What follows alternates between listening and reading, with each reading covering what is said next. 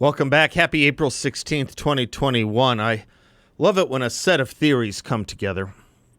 Last week I discussed this being the 32nd anniversary of my walking through the doors of conservatism under the guidance, welcome, and teaching of Lincoln and Aristotle scholar Harry V. Jaffa. Yesterday, we discussed the U.S. ambassador to the United Nations stating that America's founding was woven with white supremacy.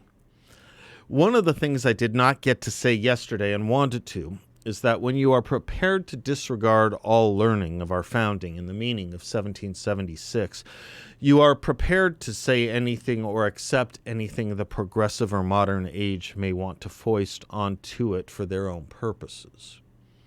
And thus, again, it is no surprise that one of the first things, literally one of the first of the Biden administration, was to scrub the 1776 Commission report from all government websites. That report, sponsored by the previous White House, was put together by scholars from the Claremont Institute to Hillsdale to beyond in outlining the best understandings of all of our founding, what it meant to the founders, as well as what it should mean to us. It was a masterpiece. I dubbed it the second best thing the government ever printed since 1787. And the Biden administration took it down from their servers on day one, hour one of their first term. So oppositional, and devastatingly so, is the true understanding of our founding to the woke progressive teachings of it that they can't even have the original understanding present and available for people to read and understand and learn about for themselves. It is that much of a threat. As Milan Kundera put it, the first step in liquidating a people is to erase its memory, destroy its books, its culture, its history, then have somebody write new books, manufacture a new culture, invent a new history. Before long, the nation will begin to forget what it is and what it was. The world around it will forget even faster. And so in thinking about that and what our UN ambassador said, I thought this too is all of a piece. Broadcast from America, on behalf of America, that which you want Americans themselves to believe about the down market value of their country, which is no better than and just as bad as other countries. That's what the U.S. ambassador to the UN did. Sudan, after all, has Darfur, just as the U.S. has Ferguson or Brooklyn Center. And we have Ferguson and Brooklyn Center because it is who we are, after all. And it is who we are, after all, because it is who we always were, after all. And it is who we always were, after all, because it is how we were founded, after all. This understanding of our founding history is novel to most of America, or any part of America, born before, say, 1984. Unless you lived in the American South from roughly 1845 to 1865, they had that view of our founding too, that it was meant to preserve slavery.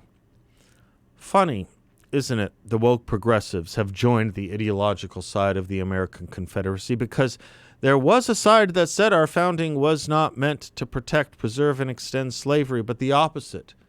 The exact opposite. That side was the majority of America. That side was called the Union. That side was led by Abraham Lincoln. And it prevailed. And that prevailing side's history of America thus dominated most knowledge about the history of America until there became a pedagogical and ideological investment in undermining and transforming America based on its root and base iniquity.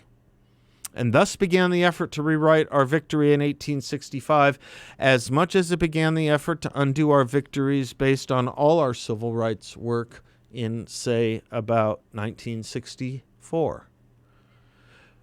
The 1776 Commission was an answer to all that, to reteach our history the way it was understood not only by the vast majority of Americans until about a generation ago, but to reteach our history the way it was understood by those who wrote it and made it, to understand the founders as they understood themselves, to understand what they were saying based on what they thought they were saying. Thus it must be scotched and memory holed. What is the memory hole? George Orwell told us many decades ago. What happened in the unseen labyrinth or memory hole to which the pneumatic tubes led? We didn't know in detail, but we knew in general terms.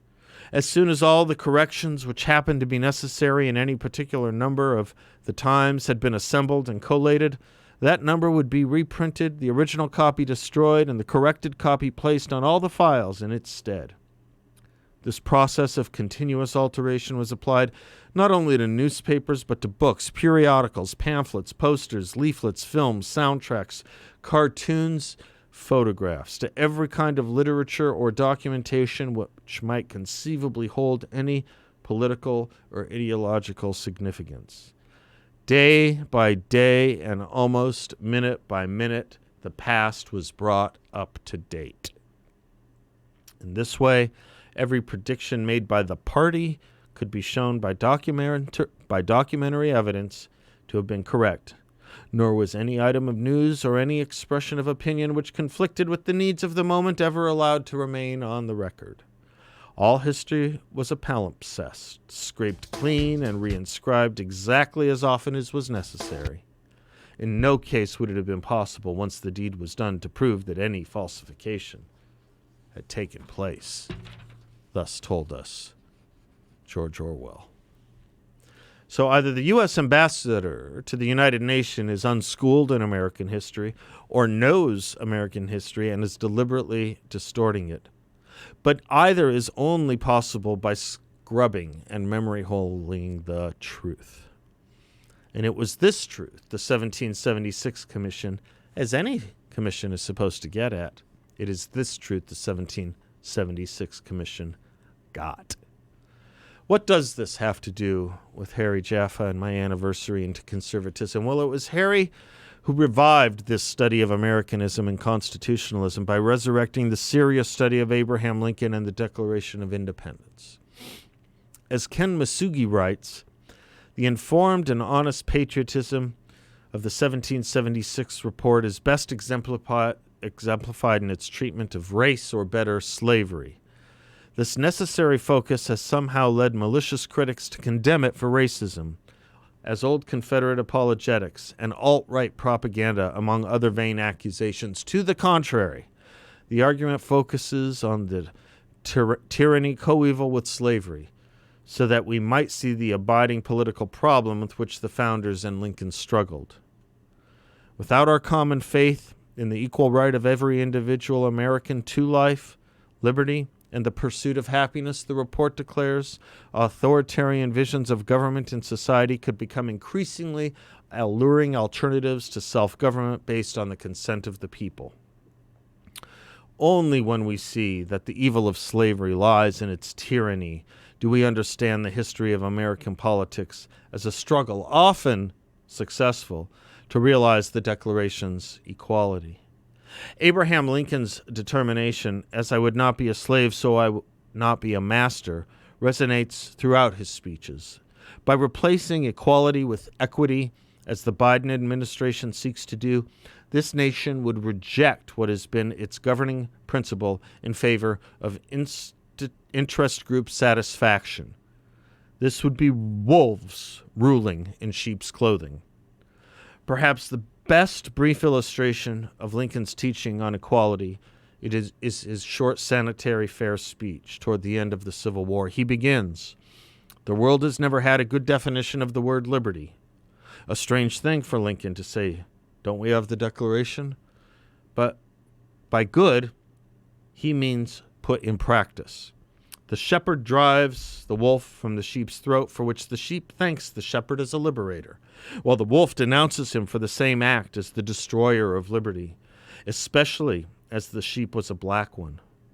Plainly, the sheep and the wolf are not agreed upon a definition of the word liberty, and precisely the same difference prevails today among us human creatures, even in the North, and all professing to love liberty. In this simple parable, we see the problem of equality. Differences are more obvious. For their security, the sheep require a shepherd, but we can't leave the tale at that. The shepherd ultimately wants to consume the sheep as much as the wolf does, doesn't he? Is there then no hope for the sheep? The difficulty lies in the truth of nature, that human beings are a combination of both wolf and sheep. Lincoln is explaining the meaning of the Civil War. Men are not angels, nor can one good shepherd be entrusted with rule over everyone. Even in the North, men united by war are composed in varying proportions of sheep and wolf. One may only pray for some greater portion of the shepherd in them. After all, Lincoln had appealed in his first inaugural to the better angels of our nature. The Civil War demanded a shepherd so that America could finally have its good definition of liberty. For us today, the 1776 report's shepherd could be said to be the Claremont Institute, a Southern California think tank whose purpose is to restore the principles of their American founding to their rightful preeminent authority in our national life.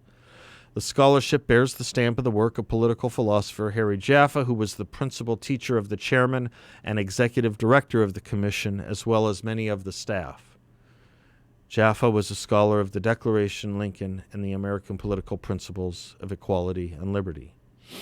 Glenn Elmers says of Jaffa, "A good argument can be made that, were it not for Jaffa's 60 years of influential scholarship, the New York Times and its allies would not have found it necessary to launch the 1619 Project. This assault on America's history and meaning was deemed necessary, at least in part, because of the work of the Claremont School. Without its decades of advocacy and educational programs, the American founding, the spirit of 76, would be even more distant and unfamiliar today than it already is. Elsewhere, should America deteriorate as much as Jaffa feared, Elmers raises a horrifying possibility. America as an identity or political movement might need to carry on without the United States." This is where we are today, on the brink of another civil war and a recurrence to fundamental principles. Is America a disembodied spirit, that is, a ghost, or a real nation? In carefully considering this question, we are not without resources to guide us. For example, the 1776 report. Thank you, Ken Masugi, for getting all this. Thank you, Harry Jaffa, for teaching all of this. And thank you, America, for everything. I'm Seth Liebson. We'll be right back.